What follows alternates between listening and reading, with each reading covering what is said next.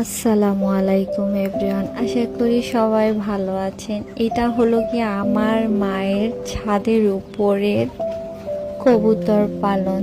আলহামদুলিল্লাহ এখন অনেকগুলো কবুতরের জোড়া আছে। প্লিজ মাশাল্লাহ মাশাল্লাহ বলবেন, যেন এগুলোর দিকে নজর না লাগে, কারণ এগুলো আমার মায়ের অনেক পছন্দ। আমার মা আই থিঙ্ক 4 জোড়া কবুতর কিনে আনছে। আলহামদুলিল্লাহ এখন 15 জোড়া হয়েছে।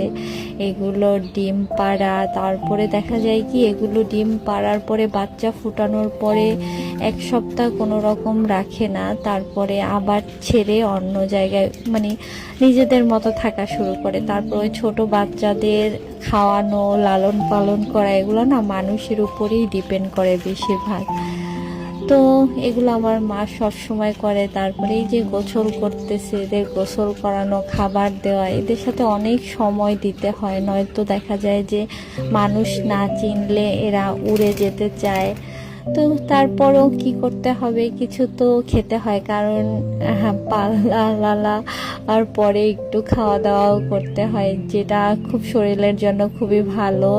তো আমার বাবা মা সবাই খুব পছন্দ করে কবুতরের মাংস, আমিও খাই, অনেক পছন্দ করি। তাই আম্মু এই দুইটা আনছে, কারণ এই দুইটা সিঙ্গেল সিঙ্গেল ছিল, এই দুইটার কোনো জোড়া ছিল না। তাই এনে একদম ফ্রেশ করে সব কিছু করে তো মাটির হাঁড়িতে রান্না করতেছি।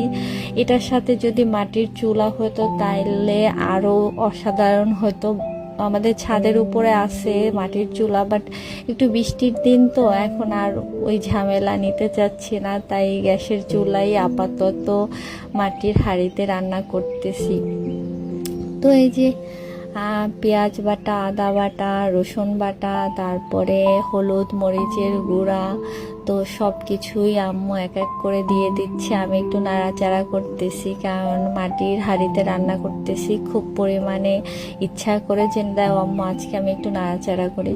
তারপর কি মশলাটা কষানো হয়ে গেছে, এখন হলো গিয়ে কবুতরের মাংসটা দিয়ে একদম কষিয়ে নিতেছি। তো আমি আবার সব কিছুতে আলু খুব পরিমাণে পছন্দ করি, যে কোনো মাংস আলু ছাড়া আমার চলে না। সাধারণত আমার বাবা মা একটু কষা মাংস খেতেই পছন্দ করে, আলু ছাড়া সবাই মনে হয় পছন্দ করে, বাট আমার প্রচণ্ড আলু লাগবে, আলু ছাড়া আমি একদমই অচল। তো তারপরে অনেক জোর করে আলু দিলাম, কারণ আমাদের বাসায় মুরগি হোক তারপরে গরু হোক, আমার জন্য অন্তত পক্ষে আলু দেওয়া লাগবে। তো খেলাম, আলহামদুলিল্লাহ অনেক মজা হয়েছে। তো আপনারা দোয়া করবেন। আজ এই পর্যন্ত, আল্লাহ হাফেজ।